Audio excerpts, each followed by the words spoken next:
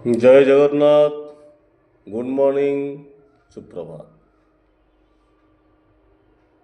ବସନ୍ତ ଋତୁର ସକାଳଟା ଲାଗେ ବହୁତ ନିଆରା ନିଆରା। ସକାଳର ଶୀତଳ କୋମଳ ଦିଏ ମନରେ ଶିହରଣ।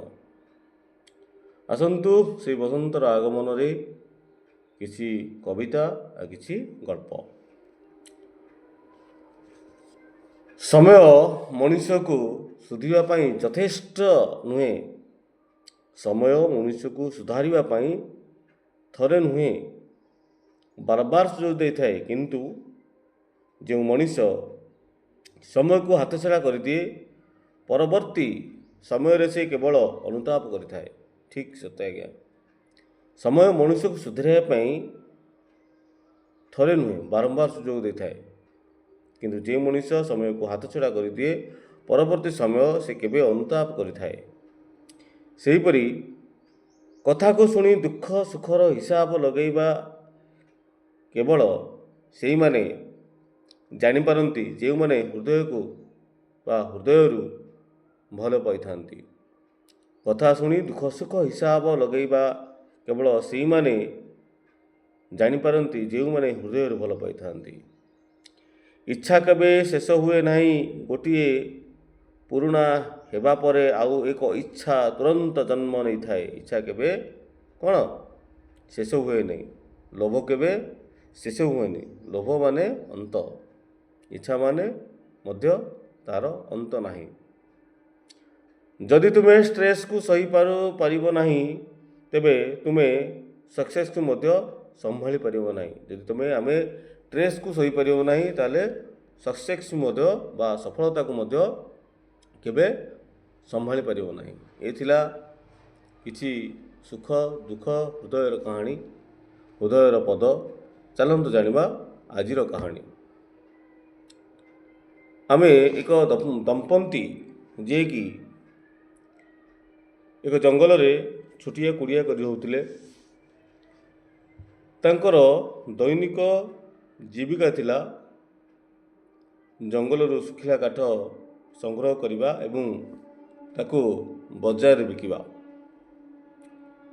ପ୍ରତ୍ୟେକ ଦିନ ଏହିଭଳି ସେ ଜଙ୍ଗଲକୁ ଯାଆନ୍ତି। ସ୍ୱାମୀ ସ୍ତ୍ରୀ ଦୁଇ ଜଣ ଯାକ ଶୁଖିଲା କାଠ ସଂଗ୍ରହ କରନ୍ତି ଏବଂ ତାହାକୁ ବଜାରରେ ବିକ୍ରୟ କରି ଦୁଇ ପଇସା ରୋଜଗାର କରନ୍ତି ଏବଂ ନିଜ ପେଟ ପୋଷନ୍ତି। ସେମାନେ ବହୁତ ପରିଶ୍ରମ କରନ୍ତି। ପ୍ରତ୍ୟେକ ଦିନ ବଜାରକୁ ଯାଆନ୍ତି। ଏହିପରି ଭାବେ ପ୍ରତ୍ୟେକ ଦିନର ତାଙ୍କର ଜୀବନ ଏବଂ ଜୀବିକା ଚାଲିଥାଏ। କିନ୍ତୁ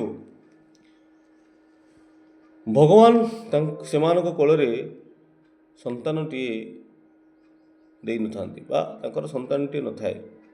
ଯେଉଁଥିପାଇଁ କି ସେମାନେ ପ୍ରତ୍ୟେକ ଦିନ ସେହି ସନ୍ତାନର ନଥିବାର ଦୁଃଖ ତାଙ୍କୁ ଗ୍ରାସ କରିଥାଏ। ଏକଦା କ'ଣ ହେଲା, ସନ୍ଧ୍ୟାବେଳେ ସେମାନେ ଘର ସାମ୍ନାରେ ବସିଛନ୍ତି। ହଠାତ୍ ଏକ କୁକୁର ଛୁଆ ସେମାନଙ୍କ ପାଖକୁ ଦୌଡ଼ି ଆସିଲା ଏବଂ ତାଙ୍କ ଗୋଡ଼ ଚାରିପଟେ ବୁଲିବାକୁ ଲାଗିଲା। ସେମାନେ ସେହି କୁକୁର ଛୁଆକୁ ଆପଣେଇ ନେଲେ ଏବଂ ନିଜର ସନ୍ତାନ ଭଳିଆ ତାକୁ ଲାଳନ ପାଳନ କରିବାକୁ ଲାଗିଲେ। କୁକୁର ଛୋଟ ଛୁଆଟି ଆସ୍ତେ ଆସ୍ତେ ବଡ଼ ହେଲା ଏବଂ ସେ ଯେଉଁ ଅନୁତାପ କରୁଥିଲେ ତାଙ୍କର ଛୁଆଟିଏ ନାହିଁ, ତ ସେଇ ଜାଗାଟାକୁ ଏଇ କୁକୁର ଛୁଆ ପୂରଣ କରିଦେଲା। ସେ ସମସ୍ତ ସ୍ନେହ କୁକୁର ଛୁଆ ଉପରେ ଥିଲେ। ଗୁରୁତର ଭାବେ ନେବେ ଆଜ୍ଞା। ଦିନ ପରେ ଦିନ ବିତିଗଲା।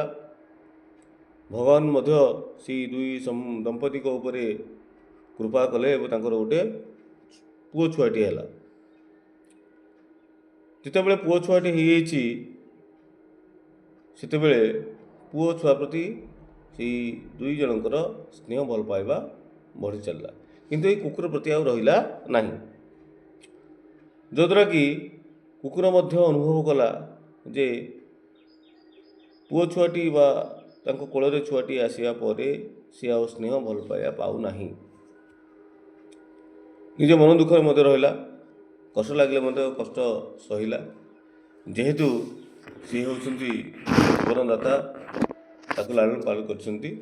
ତ ସେଥିପାଇଁ ମନ ଦୁଃଖ ଆସିଲେ ମଧ୍ୟ ସେ ନିଜର ହୃଦୟର ଦୁଃଖକୁ କୋହକୁ ସମ୍ଭାଳି ରଖିଲା। ଏକଦା ଦୁଇ ଦମ୍ପତି ସେହିପରି ଭାବେ ଜଙ୍ଗଲକୁ ଯାଇଛନ୍ତି କାଠ ଆଣିବା ପାଇଁ। ହଠାତ୍ ତାଙ୍କୁ ଘର ମଧ୍ୟରୁ ଭୟଙ୍କର ଶବ୍ଦ ଶୁଣିବାକୁ ମିଳିଲା। କାରଣ ଘରେ ଛୋଟ ଛୁଆଟିକୁ ମା ଛାଡ଼ି ଦେଇ ଯାଇଥିଲା, ଶୁଆଇ ଦେଇ ଯାଇଥିଲା ଏବଂ ବାହାରେ କୁକୁରଟି ଜଗିଥିଲା ଏବଂ ଘର ଭିତରୁ ଭୟଙ୍କର ଶବ୍ଦ ଶୁଭିଲା। ତ ଶବ୍ଦ ଶୁଣି ସେ ଦୁଇ ସ୍ୱାମୀ ସ୍ତ୍ରୀ ଜଙ୍ଗଲ ଭିତରୁ ପ୍ରାଣ ବିକଳରେ ଦୌଡ଼ିଲେ। ଆସି ଦେଖନ୍ତେ କୁକୁର ରକ୍ତ ଜୁଡ଼ୁବୁଡ଼ୁ ହୋଇ ମୁହଁରେ ତାର ଲାଗିଛି ବହୁତ ରକ୍ତ ଜୁଡ଼ୁବୁଡ଼ୁ ହୋଇ ସେ ଘର ଭିତରୁ ବାହାରୁଛି। ଆରେ ମାନେ ଭୟଙ୍କର ଶବ୍ଦ, ରକ୍ତର ମୁହଁରେ ରକ୍ତ ଲାଗିଛି, କୁକୁରଟି ଘର ଭିତରୁ ବାହାରୁଛି। ଆରେ କ'ଣ କୁକୁରଟି ସ୍ନେହ ନ ପାଇବାରୁ ମୋ ଛୁଆକୁ ମାରିଦେଲା କି, ମାରିକି ଖାଇଦେଲା କି? ଏହି ପ୍ରକାର ବିଭିନ୍ନ ପ୍ରକାରର ଦୁଶ୍ଚିନ୍ତା ସ୍ୱାମୀ ସ୍ତ୍ରୀଙ୍କ ମୁଣ୍ଡରେ ଦେଖିକି ବସିଯାଇଛି। ଏବଂ ସ୍ୱାମୀଟି କ'ଣ କରିଛି ନା ଶେଷ ନିଷ୍ପତ୍ତି ମଧ୍ୟ ନେଇଯାଇଛି ଯେ କୁକୁରଟି ମୋ ଛୁଆକୁ ମାରିଦେଇଛି। ତ କ'ଣ କରିଛି ତା ସ୍ୱାମୀ ଏକ ବିରାଟ ବଡ଼ ଠେଙ୍ଗାରେ କୁକୁର ମୁଣ୍ଡକୁ ବାଡ଼େଇ ଦେଇଛି ଏବଂ କୁକୁରଟି ମଧ୍ୟ ସେଇଠି ମରିଯାଇଛି। ରାଗ ମଣିଷର ପରମ ଶତ୍ରୁ।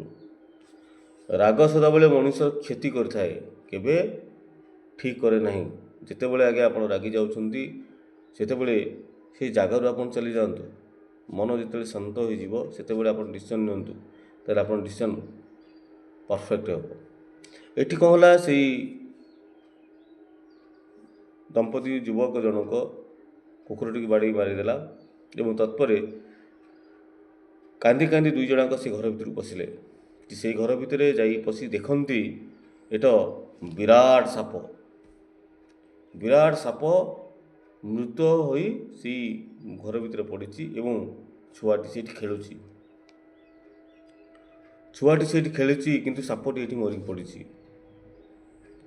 ସେତେବେଳେ ସେ ପୁରୁଷଟି ଅନୁଭବ କଲା, ଆରେ ମୁଁ ଯାହାକୁ ଭାବିଲି ଯେ ମୋ ଛୁଆକୁ ସେ ହତ୍ୟା କରିଛି, ତ ସିଏ ତ ସାପ ସହିତ ଲଢ଼େଇ କରିଛି, ସାପ ସହିତ ଲଢ଼େଇ କରି ସାପକୁ ମାରିଦେଇଛି ଏବଂ ମୋ ଛୁଆଟି ସୁରକ୍ଷିତ ଅଛି।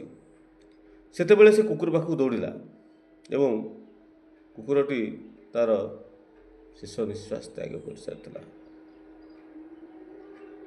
କୁକୁରଟି ଆଗ ସଚ୍ଚୋଟ ଥିଲା, ନିମକଦାର ଥିଲା, କାରଣ ସେ ଜାଣିଥିଲା ଯେ ମୋତେ ଯଦି ଆଜି ମୁଁ ବଞ୍ଚିଥାଏ, ମୋତେ ଏଇ ଦୁଇ ଜଣକ ହିଁ ବଞ୍ଚିଛନ୍ତି। ସେଥିପାଇଁ ମନ ଭିତରେ ସ୍ନେହର କୋହ ଧୋକ ଥିଲେ ମଧ୍ୟ ସେ ଶେଷ ନିଶ୍ୱାସ ଯିବା ପର୍ଯ୍ୟନ୍ତ ସେ ତା ସନ୍ତାନକୁ ଜଗିଛି ଏବଂ ସେ ସାପକୁ ମାରିଦେଇଛି।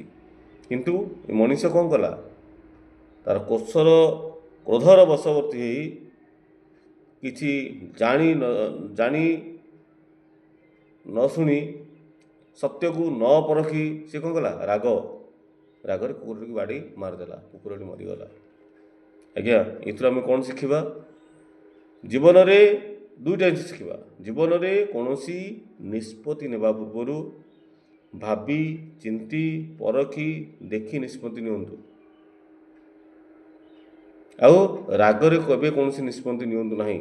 ରାଗ ସମୟରେ ଯଦି ଆପଣ ନିଷ୍ପତ୍ତି ନେବେ ତାହେଲେ ତାହା 100% ଠିକ୍ ହେବନି।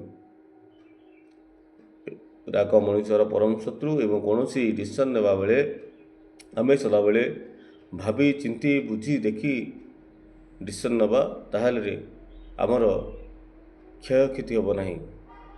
ଏହିପରି ଭାବେ ଆଜି ଆମେ ଗଳ୍ପରୁ ଶିଖିଲେ କ'ଣ ନା, ରାଗ ସମୟରେ ଆମେ କେବେ ନିଷ୍ପତ୍ତି ନେବା ନାହିଁ ଏବଂ ଯେତେବେଳେ ନିଷ୍ପତ୍ତି ନେବା ସବୁ ଜିନିଷକୁ ପରଖି ଦେଖି ନିଷ୍ପତ୍ତି ନେବା। ରହୁଛି ଏହି ଛୋଟିଆ ଗଳ୍ପ ମାଧ୍ୟମରେ ଆପଣଙ୍କୁ ସଚେତନ କରିବା ପାଇଁ ଚେଷ୍ଟା କଲି। ଯଦି ଗଳ୍ପଟି ଭଲ ଲାଗିଥାଏ ଲାଇକ୍, ସବସ୍କ୍ରାଇବ୍ ଏବଂ ସେୟାର କରିବେ। ନମସ୍କାର।